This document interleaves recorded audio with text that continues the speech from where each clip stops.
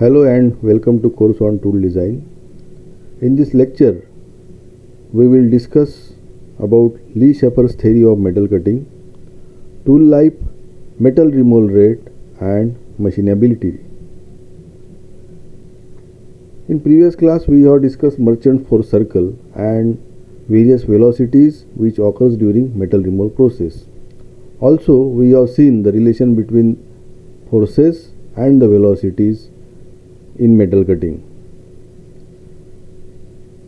Lee Shaffer has applied theory of plasticity for an ideal rigid plastic deformation for analyzing the problem on orthogonal metal cutting.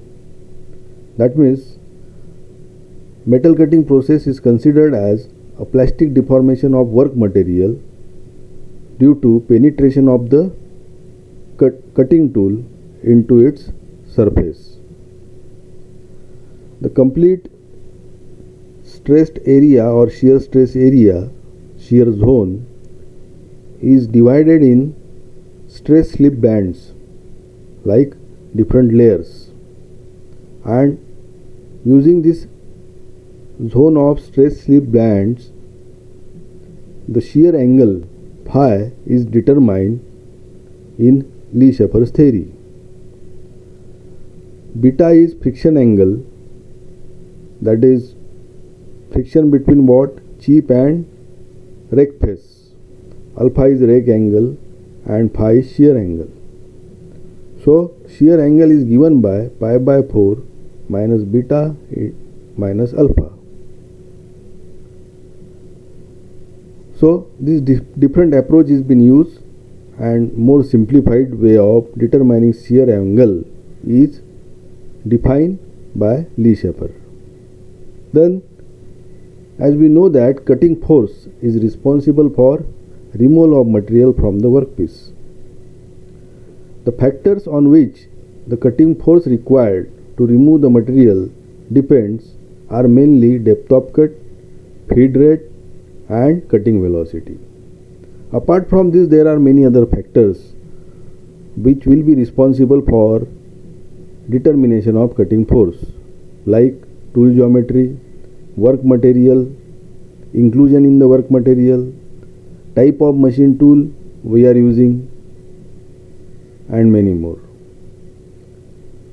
So, specifically, suppose we consider depth of cut and feed rate as main factors for determination of cutting force. So Fc is given by Ks into F into D.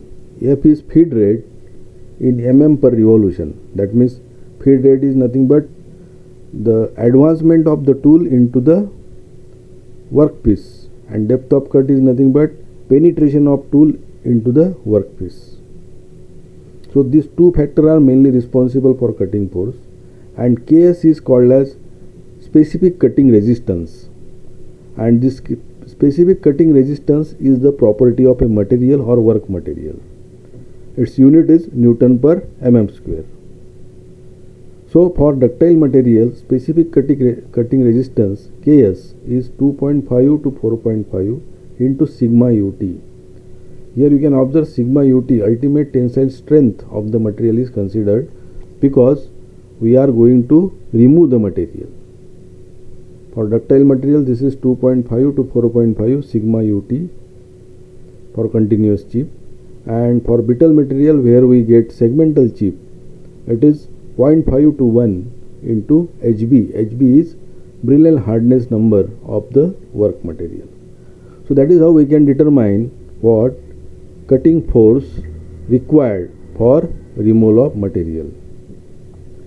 As we know the cutting force, we can determine the power requirement.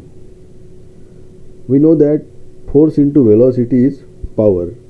So in the same way, cutting force multiplied by cutting velocity V will be power required for metal removal. So PC is suppose cutting power, so that is equal to Fc into V, where V is equal to pi dn divided by 60 into 1000. This is what? Linear speed. Linear speed of what? Job or work material or tool, and D is diameter, and N is speed in RPM. So that is how we can determine V, and by multiplying this V with cutting force we can get the power. Now what will be the power rating of electric motor that should be used on machine tool? So we need to consider efficiency of machine tool there. So power of machine tool or power of motor required will be equal to PC, that is cutting power, divided by efficiency of machine tool, eta MT. Eta MT is efficiency of what? Machine tool. For lathe machine it is in the range 0.8 to 0.9. For drilling machine it is 0.85 to 0.9. For shapers and planer efficiency is 0.65 to 0.75. So that way we can determine power rating of electric motor for machine tool. Okay. Moving further, we will discuss about metal removal rate. It is very simple. The amount of metal removed per unit time is nothing but metal removal rate, or specifically we talk about volume of metal removed from the workpiece per unit time, that is metal removal rate. So that is given as mm cube per minute. Now how we can say that the metal removal rate is good or process is good? The process which removes metal more faster may not be economical, or process which removes metal slower at slower rate, it may be possible that it may not be also economical. That means since power consumed and other cost is also involved in metal removal, so that those factors also should be taken into account. So in that case, how metal removal rate, or how we can comment that metal removal rate of particular machine is good or not, or particular metal cutting operation is good or not, for that specific metal removal rate is determined, that is expressed, or that is determined as